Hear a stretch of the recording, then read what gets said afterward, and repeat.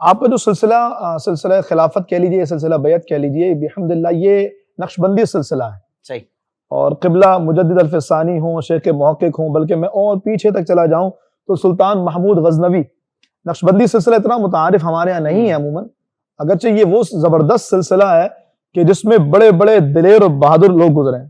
خواجہ ابو الحسن خرقانی رحمہ اللہ خود نقشبندی سلسلے کے، اور سلطان محمود غزنوی ان کا ہی مرید تھا جس نے سومنات کا مندر فتح کیا تھا. تو نقشبندی سلسلہ ہر دور میں مختلف ناموں کے ساتھ معروف رہا ہے.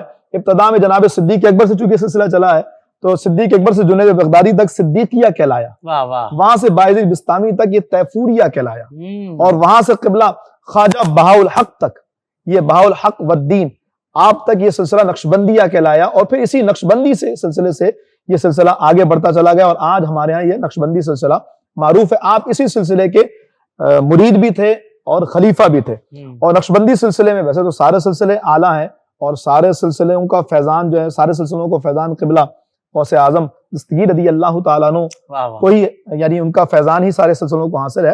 لیکن نقشبندی سلسلے کے بارے میں اس کے اندر ایک جلال پایا جاتا ہے، ایک ذرا دین کے معاملے میں غیرت ایمانی کا لیول اوپر ہوتا ہے. تو قبلہ شیر محمد شرقوری رحمہ اللہ کے اندر بھی یہ چیز تھی، پہلے سے ہی تھی، لیکن جب آپ مرید بنے تو اس کے بعد یہ غیرت ایمانی کا لیول اور بڑھ گیا.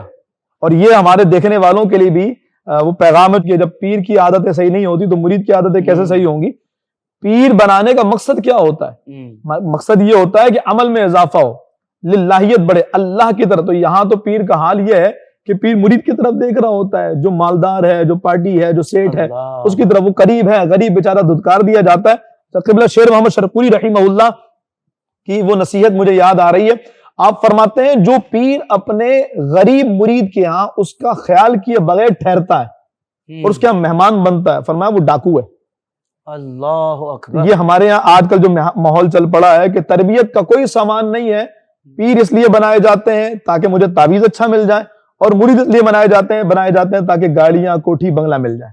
تو قبلہ شیر محمد شرقوری رحمہ اللہ جب آپ مرید ہوئے ہیں خواجہ امیر الدین رحمہ اللہ کے، تو غیرت ایمانی کا لیول اتنا بڑا کہ آپ نے نقشبندی سلسلوں میں جو بہت بڑے بڑے نام آتے ہیں، تو قبلہ مجدد الف ثانی کے بعد اگر کسی کو ان کا ثانی کہا جاتا ہے تو قبلہ میاں شیر محمد شرقوری رحمہ اللہ، کہ آپ جیسے وہ اکبری دھرم کے آگے سیسا پلائی دیوار بن گئے تھے، ایسی میاں شیر محمد شرقوری رحمہ اللہ قادیانیت کے آگے اور ہر ایک فتنے کے آگے سیسا پلائی دیوار بن کر کے غیرت ایمانی کا ثبوت دیا.